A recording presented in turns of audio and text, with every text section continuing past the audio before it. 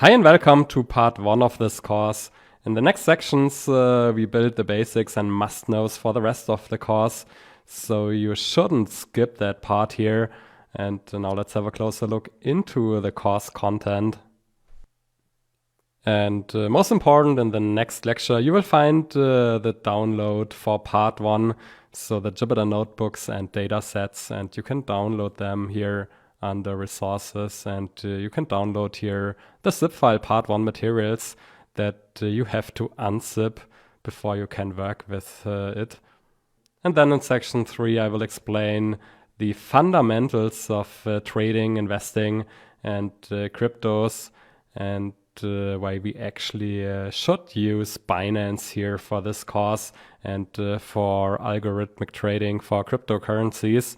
And we also cover here topics like spot trading versus derivatives trading. Then in section 4 we will create an account on Binance and make the very first steps on Binance. And we will cover trading essentials like limit orders, market orders, take profit and stop loss orders, bid-ask spread, slippage and more.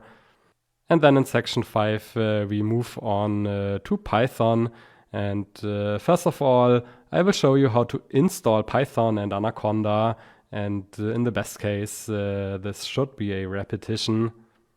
Then next we make a deep dive into the Binance API, so API stands for Application Programming Interface. And for example, so first of all I show you the installation steps. And then you will learn how to load historical price and volume data from Binance via the API, and how to stream real-time data. And then I will also show you how to create an account on the Binance Spot Test Network, and how to actually place orders in the Spot Test Network, and how to make paper trading here. And for all those who can't create an account on Binance because they are located in a restricted country or state, so it's important to note here that you can create an account here on the Binance Spot Testnet, and you can do paper trading. So that's the highlight of part 1 here, and everybody can participate here. And finally we have section 7 where we will cover finance and investment fundamentals, and also Python and Pandas coding essentials.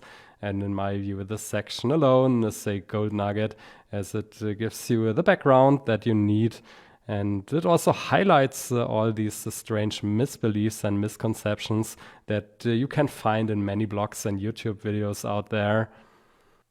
So this is part 1 of the course, and I hope you have fun, and looking forward to seeing you in the next lectures and sections. Bye.